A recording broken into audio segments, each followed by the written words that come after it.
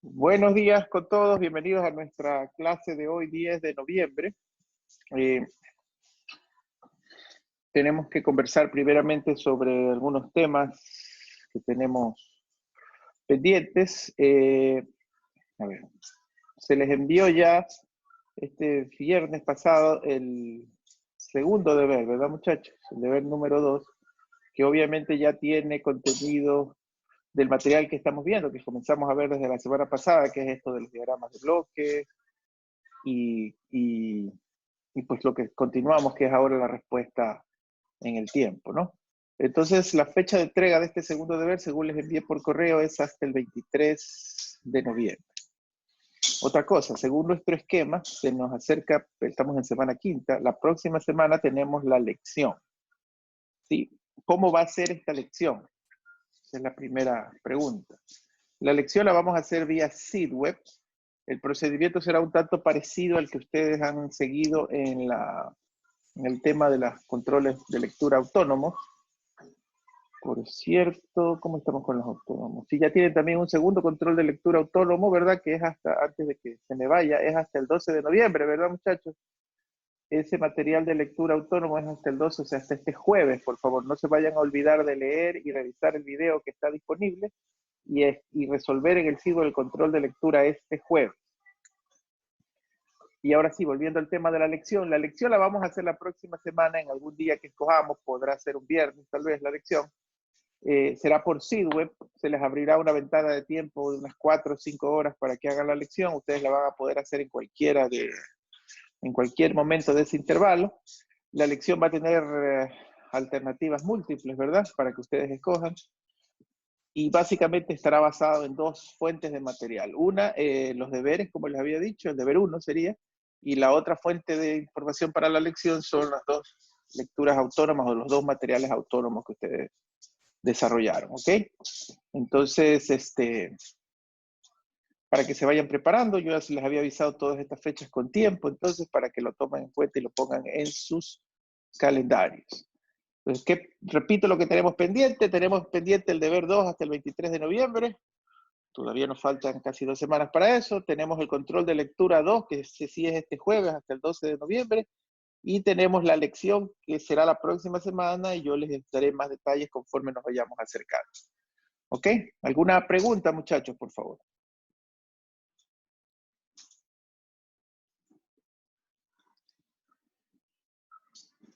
Preguntas en general sobre esto que he hablado. Bueno, igual como siempre me pueden preguntar si algo no les queda claro más adelantito, ¿no? Entonces vamos a comenzar con el material que tenemos separado para el día de hoy.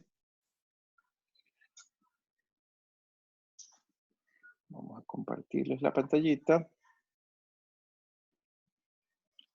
Ok, en la clase pasada, muchachos, arrancamos esta sección que tiene que ver con entender un poco la respuesta de los sistemas una vez que ya hemos sacado los modelos matemáticos y las funciones de transferencia. Tomamos, para hacer un refresque, ¿verdad?, de lo que vimos la clase pasada, dijimos que en general la respuesta de un sistema, si usted ya tiene la función de transferencia, recuerde, enlace lo que hemos estado estudiando, nos dedicamos a modelos matemáticos físicos variados, ¿verdad? Y abrimos el paraguas y dijimos, bueno, también puede ser que tengamos alguna otra circunstancia física. Vimos esos modelos y en casi todos los ejemplos, ya sea de reducción, ya sea de modelo matemático, terminamos con una función de transferencia, ¿verdad? Ya tengo la función de transferencia, entonces dijimos la clase pasada, bueno, esa función de transferencia siempre se va a poder escribir en forma factorizada. Los factores del numerador reciben el nombre de cero, los factores del denominador reciben el nombre de polos. Analizamos un sistema de primer orden, o sea, un sistema como este que está aquí, que solo tiene un polo, ¿verdad? Y de la respuesta del sistema definimos la constante de tiempo, el tiempo de levantamiento y el tiempo de estabilización, ¿verdad? Y los definimos claramente. ¿De acuerdo? Aquí, pues algo breve sobre el sistema de primer orden adicional, ¿verdad? Es que, pues si ustedes vieron, muchachos, el sistema típico tiene como función de transferencia A sobre S más A, ¿verdad? ¿Qué pasó aquí el rojito? Sí, o sea, la función de transferencia T de S de primer orden es igual a A sobre E más A. Y esto es C de S sobre R de S. ¿Cierto? Esta función de transferencia está escogida estratégicamente para que si yo hago la respuesta al escalón, o sea, asumir que R de S es escalón. Entonces recordarán, escalón es que R de S sea igual a 1 sobre S. Entonces C de S es igual a 1 sobre S por A sobre S más A. Esto ya lo dijimos la vez pasada, ¿no? Si nosotros aplicamos el teorema del valor final, muchachos, ¿se acuerdan ustedes del teorema del valor final? Lo único que nos dice es que el C, cuando el tiempo tiende a infinito, es igual al límite cuando S tiende a 0 de S por C de S. O sea, en este ejemplo sería el límite cuando S tiende a 0 de C por 1 sobre S sobre A sobre S más A. S con S se eliminan. Y obviamente ese límite es igual a 1, ¿verdad? Porque al reemplazar S en 0 me queda A sobre A. Por lo tanto, este sistema con una entrada en escalón que arrancaba en 1, dependiendo del sistema, también termina en 1. O sea, su valor final, su C de infinito, también es 1. Ahora, ¿dónde fue que escogimos eso? Lo escogimos aquí, ¿verdad? Porque si ustedes lo ven, muchachos, claramente, cuando apliqué el límite, es el límite cuando S tiende a 0 de A sobre S más A, y eso era igual a A sobre 0 más A, y por eso fue 1, ¿verdad, muchachos? Entonces está claro que si esta ganancia en el numerador no fuese A, tampoco ¿qué ocurriría en un sistema diferente, muchachos?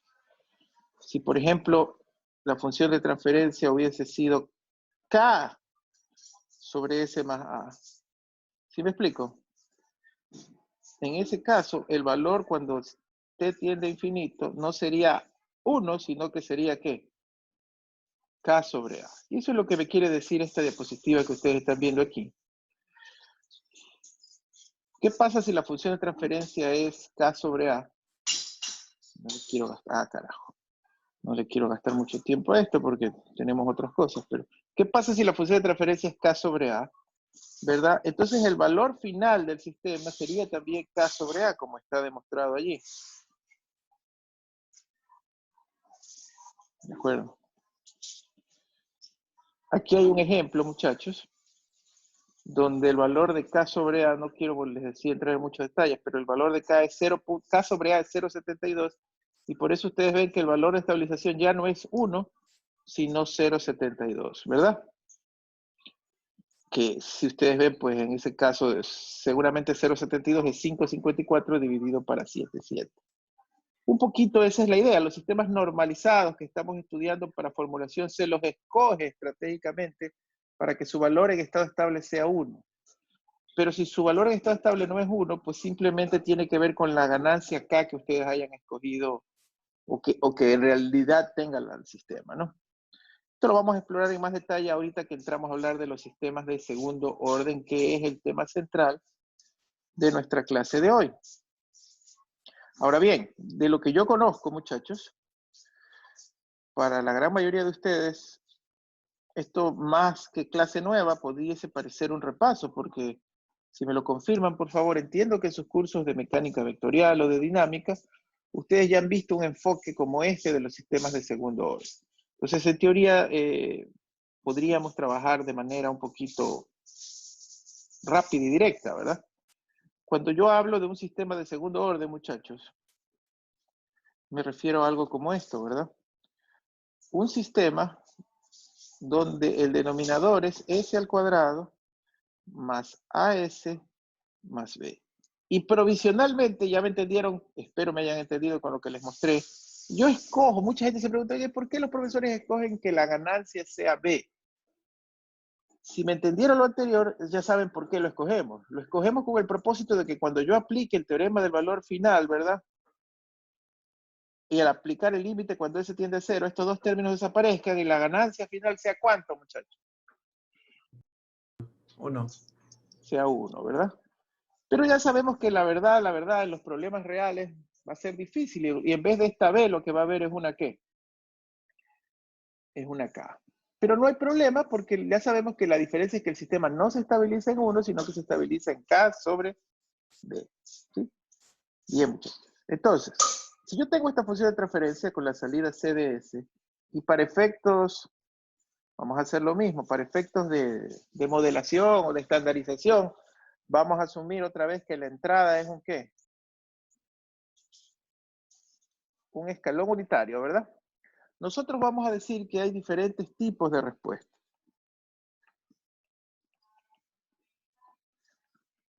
Sí, hay diferentes tipos de respuestas, muchachos. Y los diferentes tipos de respuestas, esta es la parte que yo digo para ustedes de un repaso, depende de los polos del sistema. Y más que nada depende del tipo de polos del sistema. Matemáticamente ustedes saben que si tenemos un sistema de segundo orden, ¿verdad?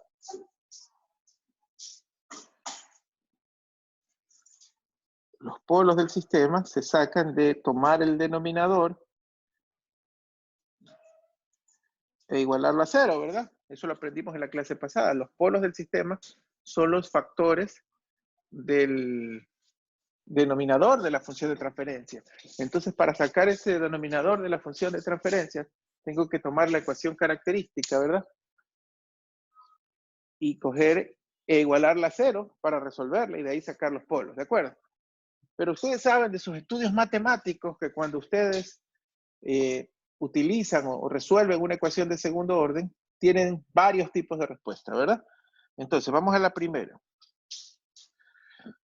Que el sistema sea sobreamortiguado. ¿Cuándo un sistema es sobreamortiguado, muchachos?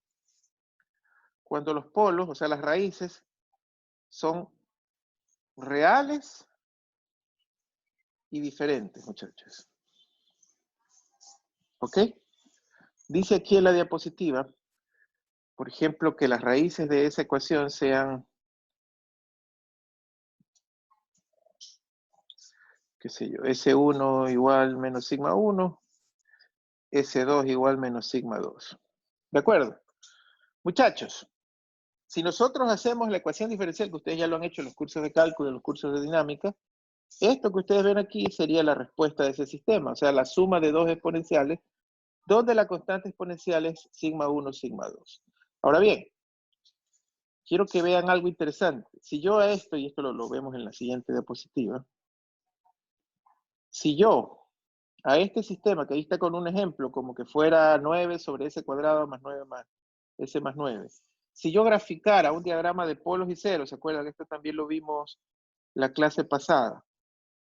Si yo grafico un diagrama de polos y ceros, sigma y j omega, significa entonces que los polos se dibujan como cruces, ¿no? Tendré menos sigma 2 menos sigma 1, raíces reales y diferentes. Y en ese caso, como la respuesta es exponencial, recuerden que el set point de este sistema es 1, lo que él va a tener es una respuesta lenta, ¿verdad? Ese es nuestro CDT sobreamortiguado. ¿Ok? Es más, vamos a hacer algo más chévere para los otros. Por favor, no se olviden de ver el tipo de respuesta para justificar por qué es sobreamortiguado, que aquí está, ¿no? Es qué sé yo, como él lo dice. C de T es igual a K1E a la menos sigma 1T más K2 por E a la menos sigma 2T. ¿De acuerdo, muchachos? Ese es un sistema sobreamortiguado. ¿Ok? Raíces reales y diferentes. ¿Qué pasa en cambio, muchachos, si el sistema es... Vamos a hacer algo chévere aquí.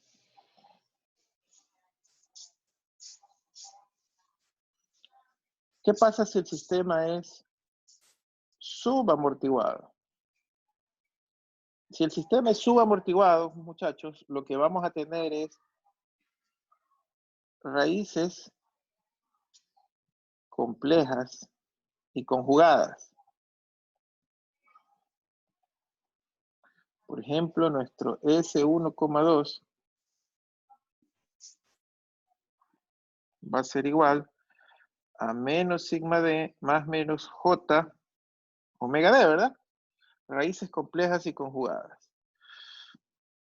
Algo como esto, muchachos, en el plano S significaría un par de polos que tienen parte real y parte imaginaria. Por eso el plano S era un plano complejo. Y en el tiempo significaría que nuestra respuesta al escalón, nuestro C de t, si el valor al cual quiere llegar él es 1, significaría que él tuviese oscilaciones. Oscilaciones y estabilización. Este es el caso de las respuestas subamortiguadas, muchachos. Y si ustedes quieren escribir la función, el C de t resultante sería igual a a la e menos sigma de t por el coseno de omega de t menos phi. Y entonces ahí ustedes se dan cuenta, muchachos, si ven la gráfica, que esto es menos sigma d y esto es omega d, ¿verdad? Entonces, ¿de qué es responsable sigma d? Sigma d es responsable de la atenuación exponencial, mientras que omega d es responsable de la oscilación. Y aquí lo que hay es un producto, muchachos, ¿verdad? Entonces, muchas veces cuando explicamos esto, entonces decimos, es como que si usted multiplique dos señales, ¿verdad? Esa señal que está allí resultante es como el producto de dos señales. Una señal exponencial que está modelada por el valor de sigma d y una señal sinusoidal que está modelada por el valor de omega d. Si usted multiplica esas dos, obtiene esta que está acá, ¿verdad? Una exponencial atenuada. Más obviamente, más un valor forzado que hace que... Y en realidad es menos sigma d, ¿verdad? ¿Cierto? O sea, para ser más precisos en mi gráfico, muchachos. Para ser más precisos en mi gráfico, como es menos sigma d, ¿verdad? En realidad yo debía haberles graficado así, ¿no? Y este es menos sigma d. ¿Sí me explico? Una exponencial negativa. Por omega d y obviamente más un valor forzado que es el 1 les da como resultado esa gráfica. ¿Sí, muchachos? Esto ustedes lo conocen. ¿Cuál sería el tercer caso? El tercer caso, muchachos, es un sistema no amortiguado. En el sistema no amortiguado, nuestras raíces son complejas, o mejor dicho, son imaginarias puras. Es decir, no tienen parte real. Imaginarias puras. O sea, nuestro S 1,2 es igual simplemente a más menos J omega 1, ¿verdad? Si yo hago mi diagrama de polos y ceros, muchachos, lo que les estoy diciendo es que estas ecuaciones tienen los polos sin parte real sobre el origen, ¿verdad? Sobre, perdón, el eje imaginario. Y su gráfica de tiempo, entonces, serían lo que se llama oscilaciones puras, ¿verdad? Eso también lo tenemos aquí en la... Es decir, no hay exponencial, y eso se ve lógico, ¿verdad? Porque si lo ven en la gráfica de arriba, si sigma d es 0, lo que me queda es la envolvente pura, ¿verdad, muchachos? Me queda la sinusoidal pura. Entonces, justamente eso es lo que ocurre, ¿verdad? No hay decaimiento exponencial, ¿verdad? Esas son las amortiguadas. Ahí está, por favor, en la diapositiva el ejemplo. Y si ustedes quieren ver, pues el CDT resultante, el CDT resultante sería algo como esto. Solamente A coseno de omega 1t menos phi. Es decir, no hay exponencial, muchachos, ¿no? Y por último, tenemos un cuarto caso que se puede dar, que es el críticamente amortiguado. Tal vez gráficamente es el más difícil de caracterizar, pero por eso haremos luego la otra gráfica, ¿verdad? El críticamente amortiguado, muchachos, es cuando las raíces son reales y diferentes. Es decir, cuando, por ejemplo, S12 es igual simplemente a menos sigma 1. Gráficamente, muchachos, en un diagrama de polos y ceros, sigma j omega, me refiero a algo así, y a esa doble cruz es para indicar que los polos, o sea, las raíces son reales e iguales, o sea, coinciden una encima de otra, ¿verdad? Profe, eso le iba a decir, no son iguales, porque escribió diferentes ahí. Sí, gracias. Reales e iguales. Gracias.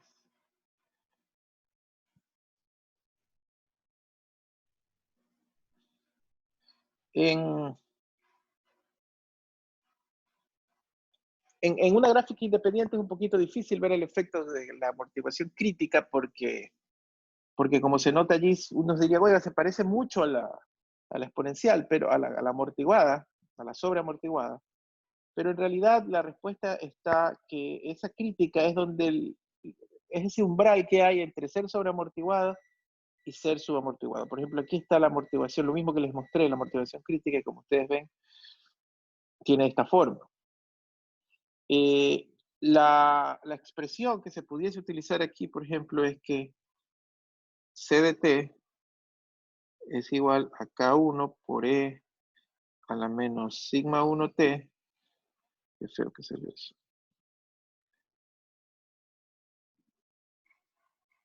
a la menos sigma 1t, más K2 por t, esto se acuerdan ustedes cuando estudiaron cálculo, cuando hay raíces reales e iguales, lo que hacemos es t multiplicar el segundo factor, ¿no? Sí. Ahora, quería aquí, para hacer otra vez clara este análisis,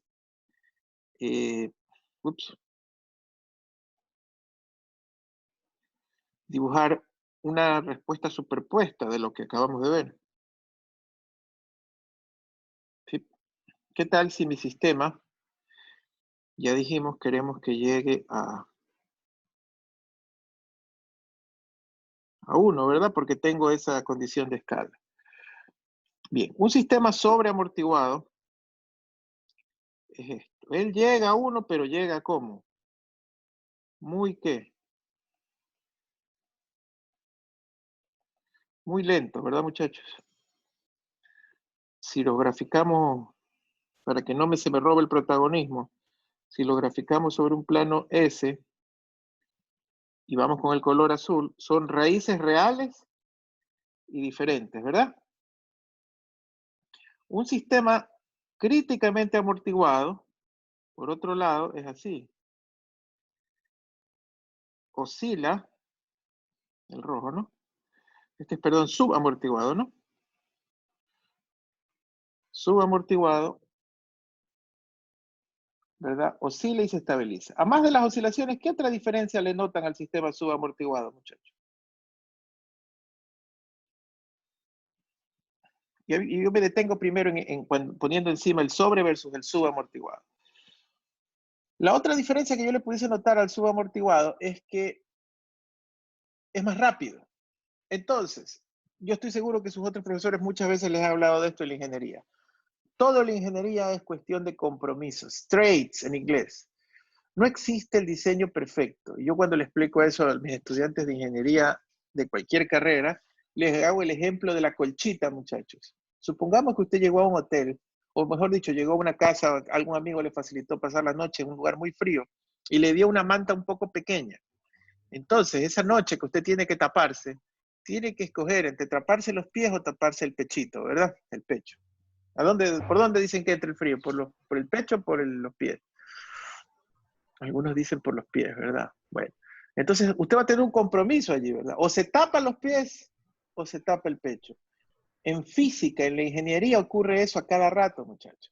Y aquí el compromiso que yo veo es la velocidad de respuesta versus el sobrenivel. Mañana usted está trabajando en una industria y lo contratan para hacer un control de nivel de un tanque. Cuando el profesional, la persona que lo contrató, le dice a usted las especificaciones, usted sabe que si usted quiere que el sistema sea sobreamortiguado, el pero de ser sobreamortiguado es que el sistema será súper lento, muchachos. Lento, lento, lento, lento. Mientras que el pero de hacer el sistema subamortiguado es que el sistema será rápido, pero a cambio, ¿qué? ¿Cuál es el problema de ser subamortiguado?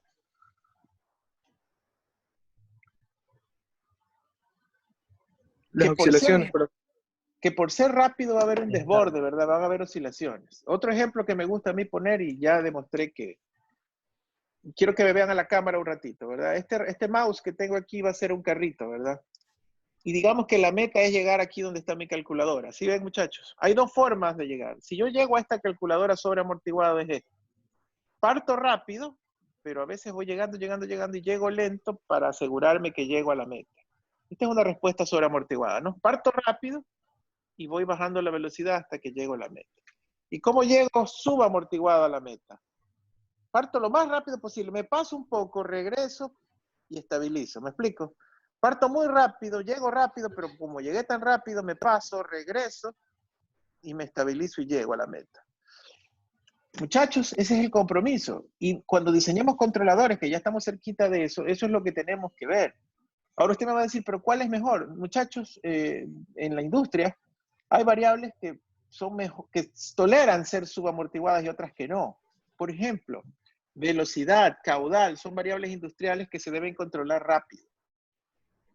Si yo tengo el control de posición de un carro, de velocidad de un carro, de caudal de un fluido, no me importa que yo me pase un poquito del caudal, ¿verdad? Quiero controlar un poquito. No me importa que se suba un poquito, pero que regrese rápido.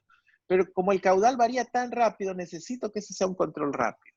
En cambio, los controles de nivel y de temperatura son lentos. En cervecería, por ejemplo, para bajar un tanque 1 grado centígrado demora 5 horas. Para bajarlo 1 grado centígrado, 5 horas. Ese control es recontra tremendamente que sobreamortiguado. Entonces, así es la ingeniería. Habrá momentos y habrá momentos. El diseñador tiene que hablar con el dueño del proceso, con el ingeniero químico muchas veces, y por eso es que control se enseña también con a los ingenieros químicos. Y es el ingeniero químico que en función del producto que queremos controlar nos va a ayudar a determinar si mi sistema debe ser sobre o subamortiguado. ¿Qué les parece esta charlita, muchachos?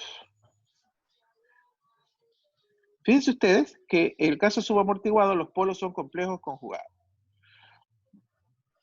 Ahora, tengo otro caso, ¿verdad? Que es el intermedio, ¿verdad? ¿Qué dijimos que era el intermedio? El intermedio, y aquí es donde realmente yo motivo la charlita, ¿verdad? El intermedio vendría a ser el críticamente amortiguado, ¿verdad? En el críticamente amortiguado dijimos que las raíces eran ¿qué, muchachos? Reales e iguales. Reales e iguales. Uno pudiese decir, si quieren saber qué es el críticamente, sería lo más rápido que puede él moverse sin tener todavía oscilaciones. ¿Me explico? Pero si quiere que se mueva más rápido, vas a tener que tener oscilaciones. ¿Me explico? Por eso es que está en el umbral y por eso lo dibujé así. Es como que si yo parto de los polos de color azul, paso por los verdes y llego a los rojos. El otro caso, ¿verdad, muchachos? Sería el no amortiguado, ¿verdad? Que por cierto, ese estaría en el umbral de la... Y ese es pura oscilación, ¿verdad? De hecho, mucha gente por eso dice que este pudiese ser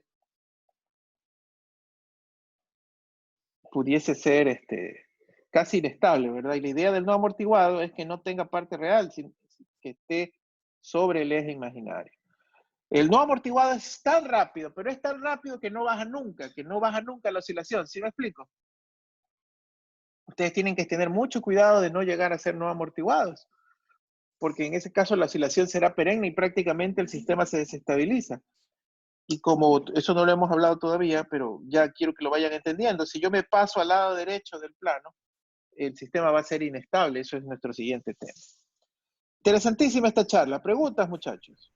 Aquí está un poquito lo que hice, pero con colores.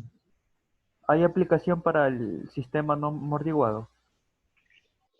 De hecho, hay algunos sistemas que por naturaleza son no amortiguados. Por ejemplo, el famoso péndulo, ¿verdad? Idealmente, si yo lo cierro en una superficie, lo aíslo del viento, ¿verdad? Ustedes saben que si yo suelto este péndulo, ¿qué debería pasar, muchachos? Él debería, Comienza a oscilar. Y debería oscilar infinitamente. ¿Por qué se detiene eventualmente el péndulo? ¿Por qué se detiene? La cantidad de movimiento se reduce. Pero es porque hay inercia, hay amortiguación, ¿verdad? Hay aire en contra que lo detiene, etcétera, etcétera. Lo propio pasa con el resorte, ¿verdad? Si tuviéramos un resorte con una inercia despreciable, con una amortiguación despreciable, en teoría el resorte debería estar, ¿qué? Oscilando permanentemente. La verdad, la pregunta tuya es difícil porque es muy complicado mantener un sistema oscilatorio, porque ese sistema oscilatorio está a punto de dejar de funcionar, está en el umbral de la inestabilidad. Vamos a hablar de esto luego, pero no es muy conveniente mantener a un sistema, salvo que pues se trate de un sistema de control de frecuencia electrónico, ¿verdad? De lo que queremos es que la frecuencia se siga amplificando, ¿no?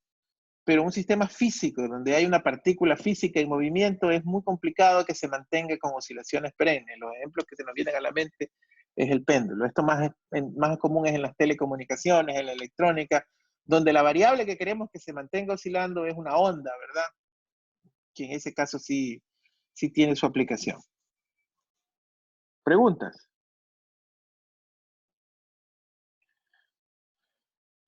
Bien.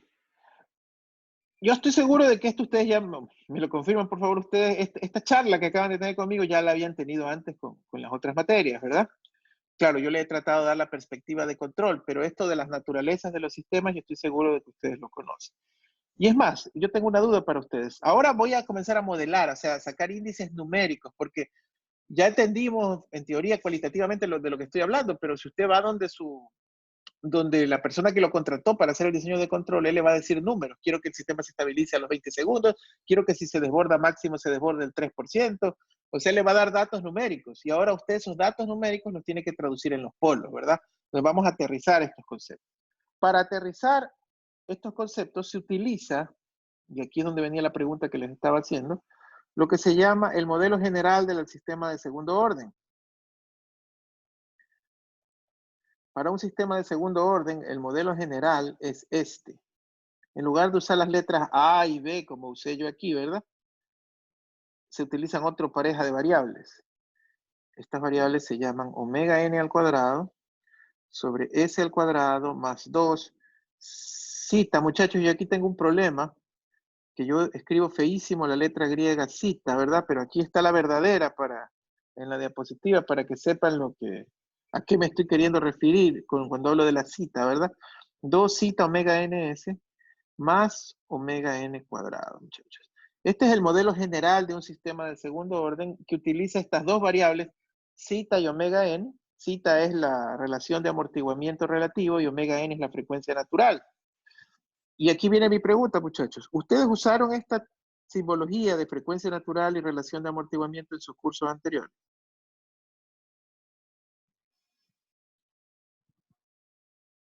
Contéstenme, por favor. En el curso de dinámica. Sí, profe, en dinámica. En dinámica. ¿Y los de mecatrónica y mecánica vectorial también lo usaron o no?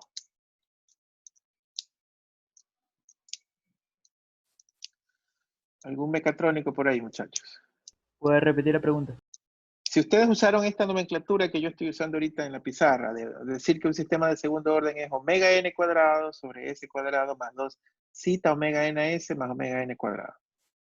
Sí, en electricidad básica. También en electricidad básica, pero no en mecánica vectorial, ven ustedes, pues, ¿no? Ahí no. No, ahí no topamos eso. Es que ellos ven un poquito menos de dinámica, ¿verdad? Más es estática lo que ven ahí, ¿cierto? Sí. Frecuencia natural, perfecto. La frecuencia natural, omega n, ¿verdad? Es nuestra primera, como ustedes vieron. Ah, otra cosa antes de pasar a eso. Ustedes ya saben por qué es que aparece esto y esto en el numerador. ¿Por qué omega n cuadrado aparece en el numerador, no? Simplemente con el propósito de que, como hicimos acá, ¿no? Cuando yo dibuje las gráficas, siempre los valores de estabilización sean 1, ¿verdad? Pero ya sabemos que en la realidad nunca va a pasar eso. Yo lo que va a haber es una ganancia acá, ¿no? Bueno, ¿qué es la frecuencia natural omega n? Es la frecuencia de oscilación del sistema sin amortiguación. Es decir, es la frecuencia a la cual el sistema oscilaría si es que no hubiese ninguna amortiguación.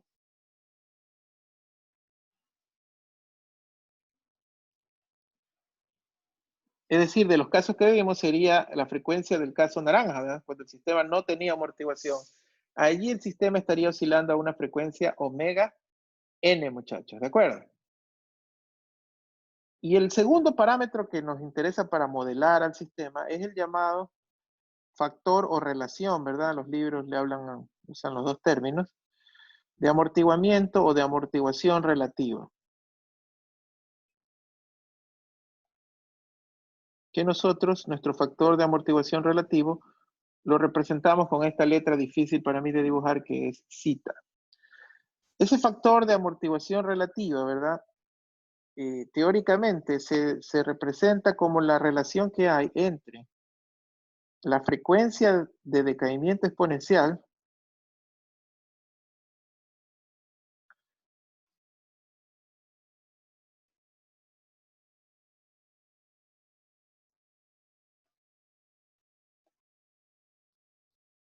para la frecuencia natural.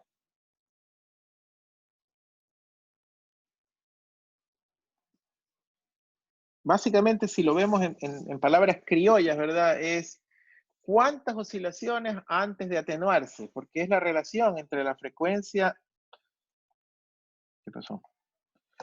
Entre la frecuencia de... Claro, un pequeño botón mal aplastado. Ya se puso especial esto. Ahí fue. Es la relación entre la frecuencia de decaimiento exponencial y la frecuencia natural del sistema. ¿Cuánto demora él en establecerse? ¿Cuánto tiempo le demora a él establecerse por oscilaciones? También visto al revés, puede ser cuántas oscilaciones hasta que el sistema se establezca o se quede estable, ¿verdad?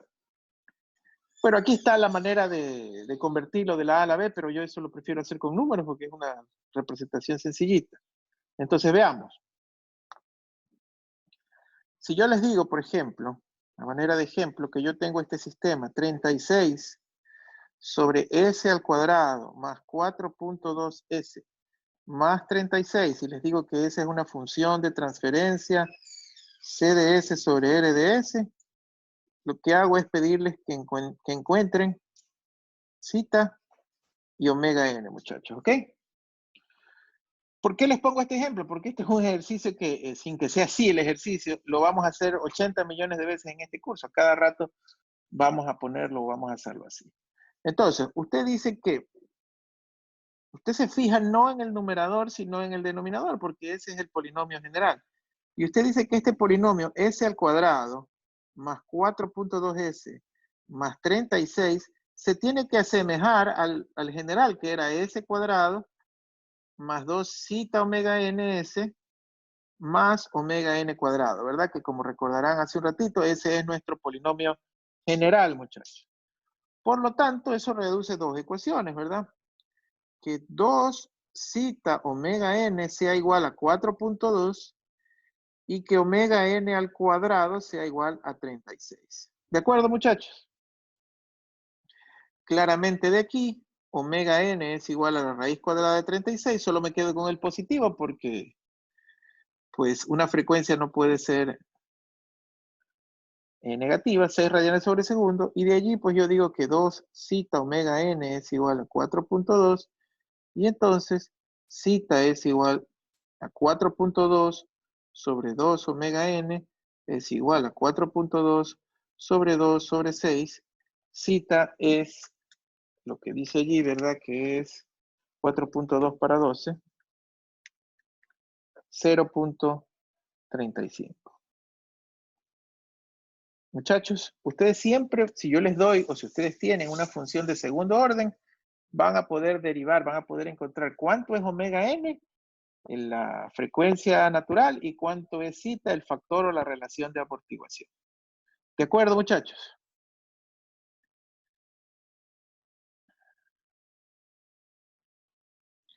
Ahora,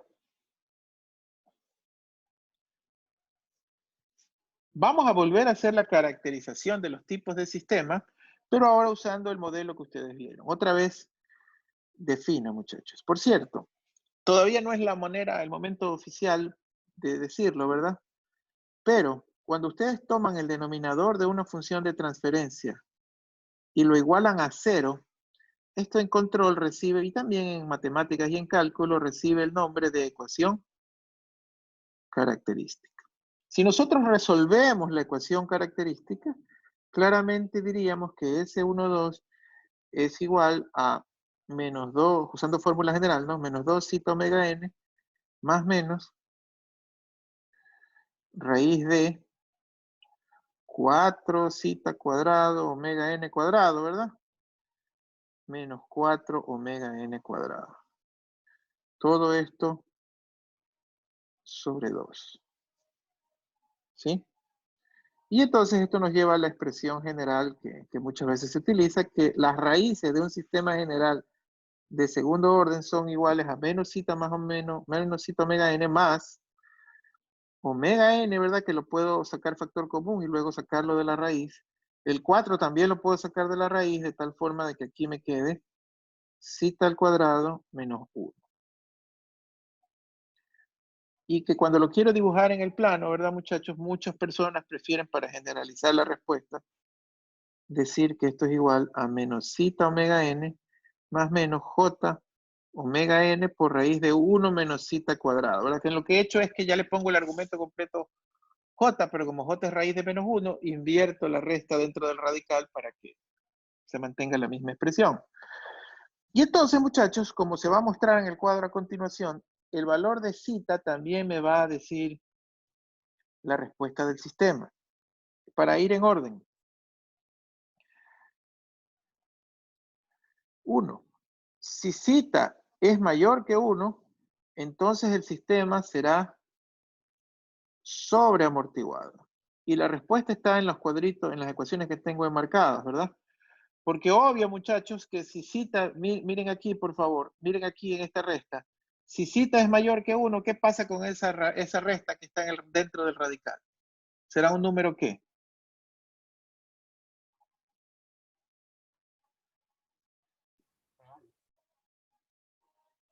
Será un número positivo, ¿verdad? Y por lo tanto los números serán reales, las raíces serán reales y diferentes, ¿verdad?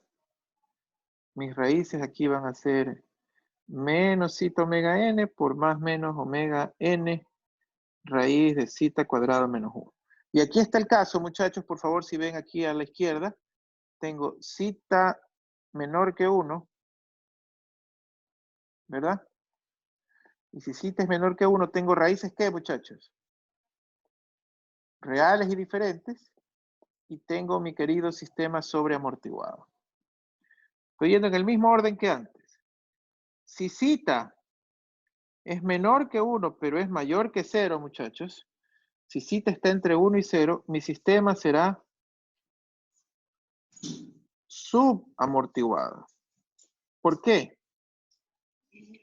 Porque aquí, en lo que está resaltado en verde nuevamente, si zeta está entre 1 y 0, esa resta me va a dar un número negativo, ¿verdad? Y si me da un número negativo, me salto al caso de abajo, ¿no?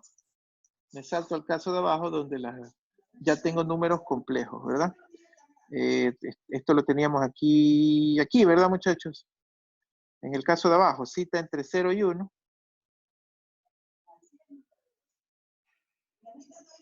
Zeta entre 0 y 1 y tenemos, como ustedes ven aquí, nuestros polos complejos conjugados, ¿verdad? Al valor que ya habíamos establecido antes, S1,2 igual a menos zeta omega n más menos j omega n, pero ya esto ha cambiado porque se da ese caso especial, ¿verdad, muchachos? Y claro, la respuesta, pues, underdamped o subamortiguada. ¿De acuerdo? ¿Cuál le llamamos nosotros el caso 3? No me acuerdo, el caso 3 creo que fue el subamortiguado, el críticamente amortiguado. Críticamente amortiguado. ¿Qué pasa cuando era críticamente amortiguado? Profesor, el 3 era no amortiguado. Ah, bueno, no importa, es solo el número, ¿no? En el caso críticamente amortiguado, muchachos, ¿qué nos pasaba? Pues claro, se ve también aquí de lo que está resaltado en verde, que si zeta es igual a 1, lo que está en el radical, aquí, muchachos, lo que está en el radical, ¿qué pasa con lo que está en el radical? Si zeta es igual a 1. Se hace 0 y nos quedamos con raíces, ¿qué? Reales este caso, ¿no? Raíces reales e iguales. S12 nos quedaríamos con menos zeta omega n nada más, ¿verdad? Porque zeta es igual a 1, que sería solo omega n, ¿no? Porque zeta es igual a 1. Críticamente amortiguado y ya la respuesta que ustedes conocen. Y finalmente el último caso, ¿qué pasa cuando zeta es 0, muchachos? Cuando zeta es 0 vamos a tener el caso no amortiguado. Si zeta es 0 y tenemos el caso no amortiguado, obviamente las raíces son ¿cuánto, muchachos? Vean la ecuación que está remarcada otra vez, la roja. Aquí, la roja. ¿Qué pasa si zeta es 0, muchachos? Este término desaparece y este término desaparece, ¿verdad? ¿Y qué nos queda? WN raíz de menos 1. Más menos. J omega n, ¿verdad? Como tú dijiste, está bien. Omega n raíz de menos 1, o sea, J omega n, ¿verdad?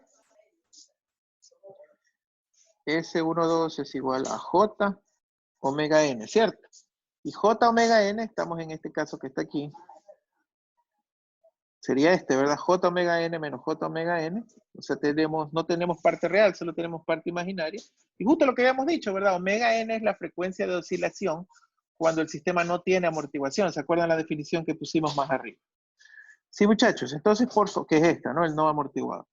Entonces, nosotros ya en la práctica, en los ejercicios, no es que vamos a sacar las raíces, sino que vamos a calcular zeta siempre. Y a partir de zeta vamos a poder saber rápidamente, solo con el valor de zeta, cuál de los qué. ¿Cuál de los 4 casos del sistema vamos a tener? ¿De acuerdo? Bien.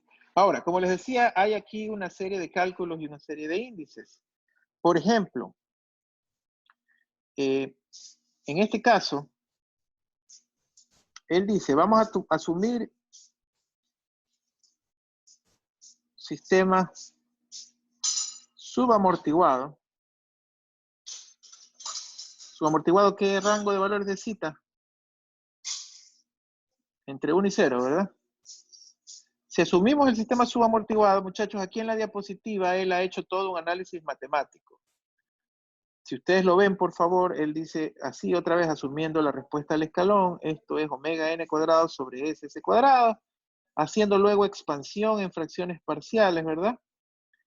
Él encuentra esta expresión que ustedes ven aquí, después de hacer expansión en fracciones parciales, y luego de sacar la arti transformada llega a esta expresión que está aquí, que yo la voy a escribir solo para que se vea lo que se quiere hacer, ¿verdad? En ese caso, el CDT es igual a 1 menos 1 sobre raíz de 1 menos zeta cuadrado por e a la menos zeta omega n t por el coseno de omega n por raíz de 1 menos zeta cuadrado t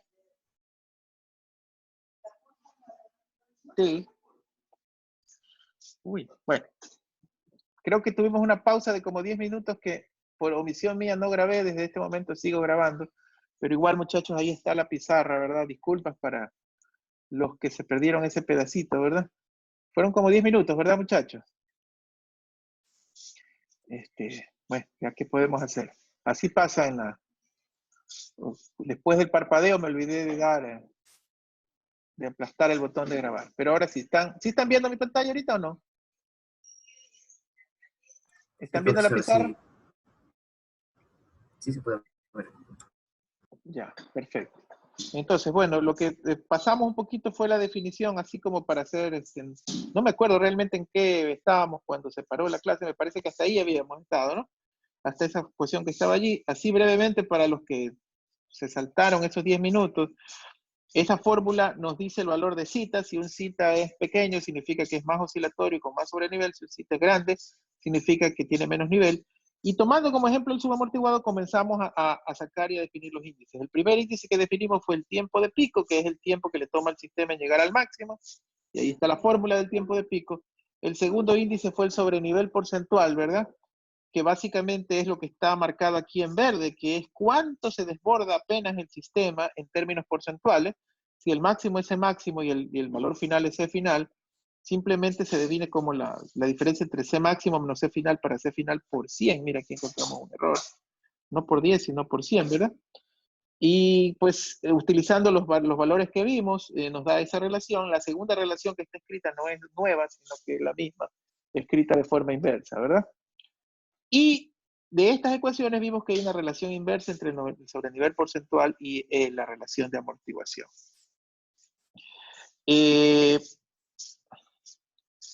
Les decía yo cuando se paró esto, ¿verdad? Que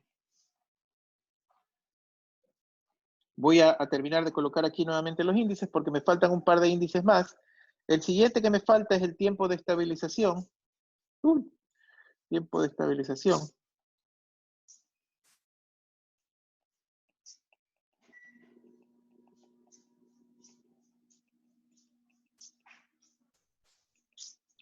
TS. Y este tiempo, este margen sí es muy parecido a lo que nosotros calculamos para el sistema de primer orden. Si ustedes se acuerdan, el tiempo de estabilización se medía cuando el sistema llegaba al más o menos 2% del valor final. Entonces, si ustedes me establecen aquí un margen, ¿verdad? Entre 1.02 C final y 0.98 C final, estamos claros que ahí ese margen está en el ¿qué, muchachos?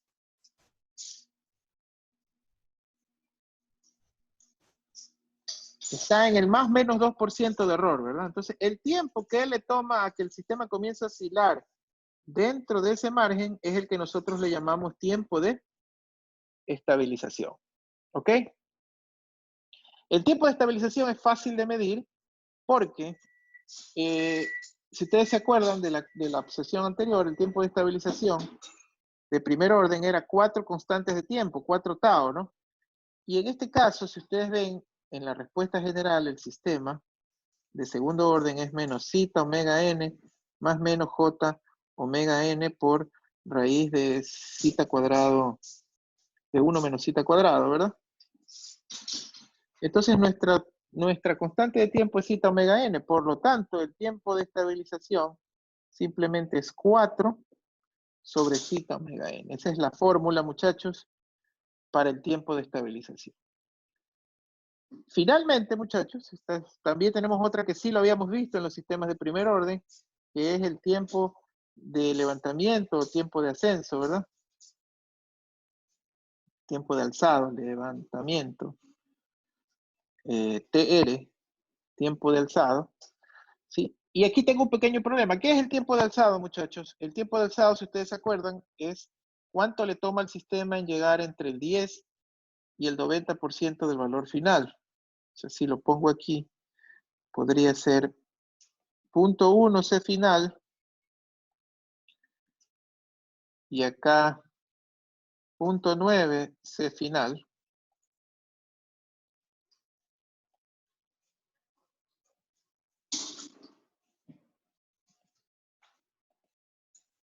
Entonces, ese pedazo de tiempo sería para nosotros el tiempo de alzado. ¿Se acuerdan la definición, muchachos? Es cuánto le toma a él llegar del 10 al 90%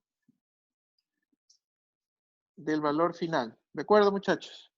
Ahora, aquí les tengo, a ver, mejor lo pongo aquí. Del 10 al 90% del valor final. Ese es el tiempo de alzado. Ahora, en el sistema de segundo orden, muchachos, no se puede calcular, no hay una fórmula para calcular, sino más bien lo que tenemos en el sistema de segundo orden es una curva. O sea, no hay una ecuación cerrada para calcular el tiempo de levantamiento, sino una curva. En esa curva tenemos a zeta en el eje de las X y en el eje de las Y tenemos a el tiempo de alzado por la frecuencia natural. O sea, tenemos el producto de TR por omega n. Y lo que tenemos es una curva así, en ese sentido, ¿verdad? De hecho, ¿es una curva o son valores, verdad? ¿Es una curva o son valores?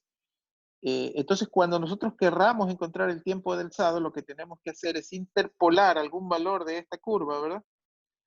Y de esa manera encontrarlo. O sea, obviamente se supone que tenemos omega n y tenemos a zeta, y entonces con omega n y zeta lo único que hacemos es despejar el valor del tiempo de alzada. ¿Ok?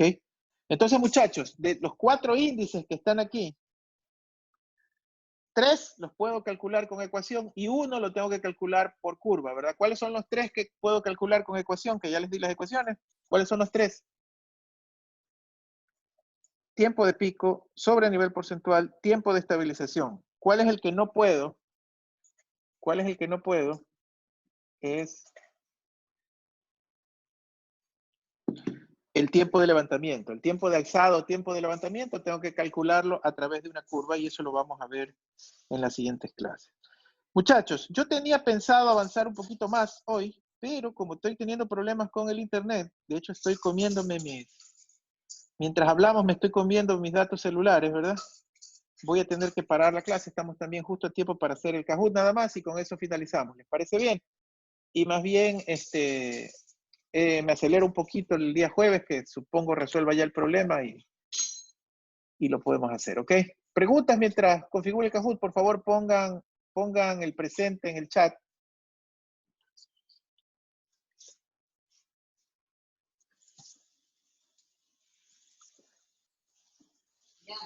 Profesor, ¿ponemos de nuevo No, pues, o, o sea, o, creo o que, si puedo ver los miren, mensajes anteriores? sí puedo ver los anteriores, pero nadie puso nada en el anterior, por si acaso. El chat de la sesión anterior que se borró estaba vacío. Más bien, para estar seguro, revisa en el chat de ahorita que sí esté lo que sí esté tu ingreso, ¿de acuerdo? A ver, vamos con este Kahoot.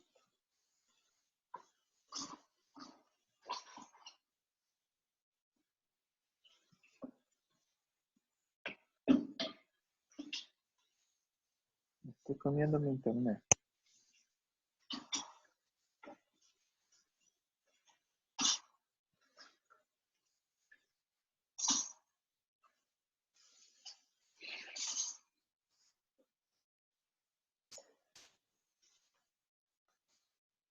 A ver.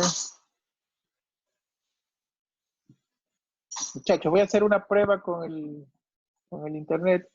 Si me desconecto, me vuelvo a conectar enseguida, ¿ok?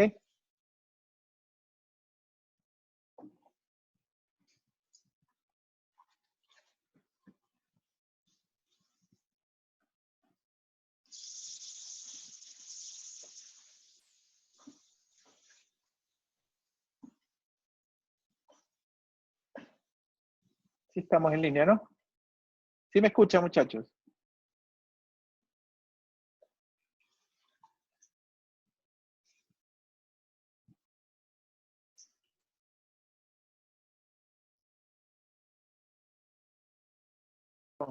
Hola, muchachos. Sí, sigo teniendo el problema. Me desconecté un ratito, pero ya volví. Vamos a hacer el Kahoot, ¿sí? Ya no sé si estamos grabando, sí. Se me borró el otro chat, pero esperemos que esté grabado por ahí. A ver. Vamos a terminar esto para poder ver qué problema me pasa con el internet por aquí. A ver, ¿qué clase es? La 8, ¿no? Sí.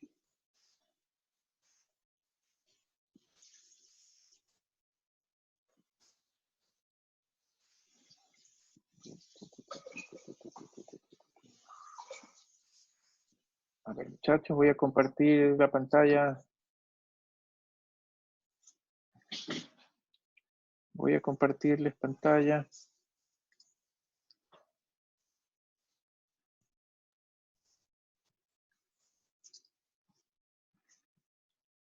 Ok, ¿sí están viendo mi pantalla de Kahoot, muchachos?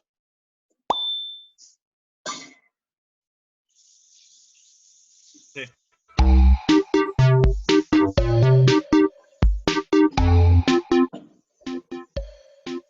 Ya, por favor, unirse al Kahoot.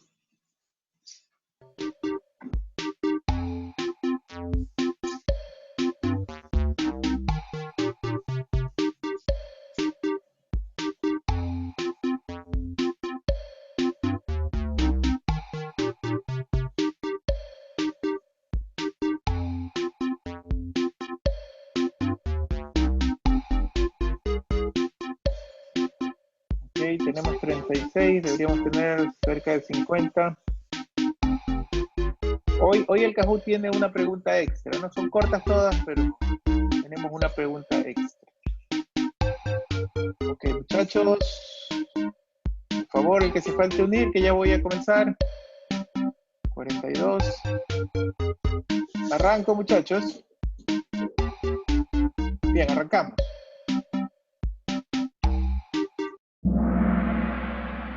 Kahoot de la clase 8.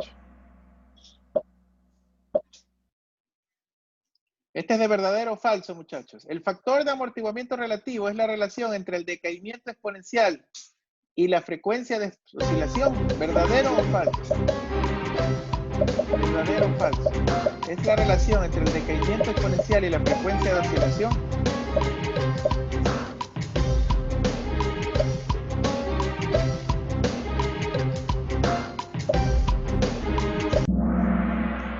Verdadero, correcto, justo así lo definimos. Muy bien, excelente. Vamos a ver cómo nos movemos. Primer puesto está Alex Mora, segundo Jaime Morán, tercero Jefferson Carrier. Siguiente pregunta, muchachos. Segunda, son 6 hoy día. Un sistema es subamortiguado si el factor de amortiguamiento relativo, sigma, cumple con ¿qué? Para que sea subamortiguado, sigma debe ser 0, debe ser igual a 1, debe ser mayor que 1, debe estar entre 0 y 1. Para que sea subamortiguado. ¿Cuál de esas alternativas?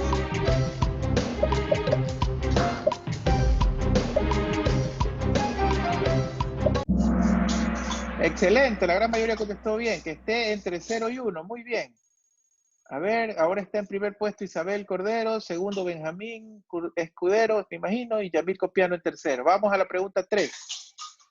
Pregunta 3. Si los polos del sistema son, o sea, las raíces son reales y diferentes, ¿qué es el sistema? Reales y diferentes. Doble, sub, críticamente o no amortiguado.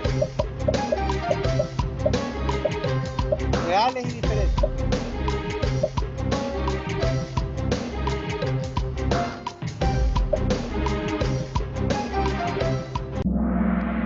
Sobreamortiguado. Muy bien, muchachos. Excelente. Veamos cómo fuimos. Estas son preguntas cortas pero sencillas. Isabel Cordero en primero, Cristian Blum y Rodríguez en segundo.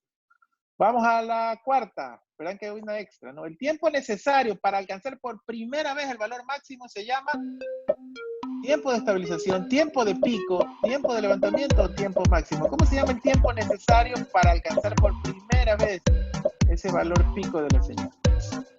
De los 4 índices que les di es uno de ellos. ¿Cómo se llama ese índice?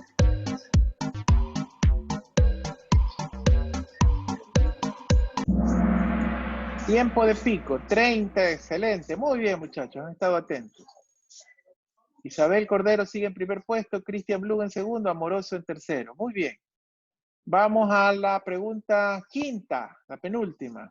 La relación entre el sobrenivel porcentual y el factor de amortiguamiento, les mostré una curva, es directa, inversa o no hay relación entre ellos. Entre sobrenivel porcentual y factor de amortiguamiento. Directa, inversa, no hay relación.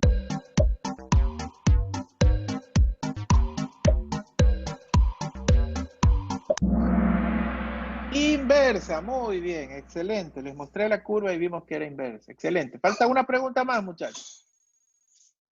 Isabel Cordero sigue en primer puesto, Amoroso en segundo, Rodríguez en tercero. Va la última para definir los ganadores de hoy. La última. ¿Cuál de los siguientes índices no puede ser calculado directamente y debe ser evaluado por curvas o por la computadora? Uno de los 4 no podía ser calculado directamente. ¿Cuál será? ¿El tiempo de estabilización, el tiempo de pico, el tiempo de levantamiento o el sobrenivel porcentual? Para ellos 3 les di una fórmula y uno les dije que se calcula por esta curva casualmente.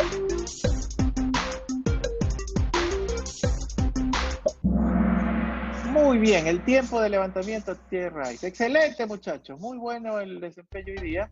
Veamos el podio y de ahí nos vamos a desconectar, muchachos, porque me estoy comiendo los datos. Si tienen alguna preguntita, por favor, o me la hacen por el WhatsApp o se la reservan para la clase del jueves, entenderán que estamos sufriendo con los datos. Ganador o ganadora de hoy, Isabel Cordero. Bien, Isabel. Felicitaciones es la ganadora de hoy. Cristian Blum en segundo, Rodríguez en tercero. Y ahí vimos a los donors. Excelente.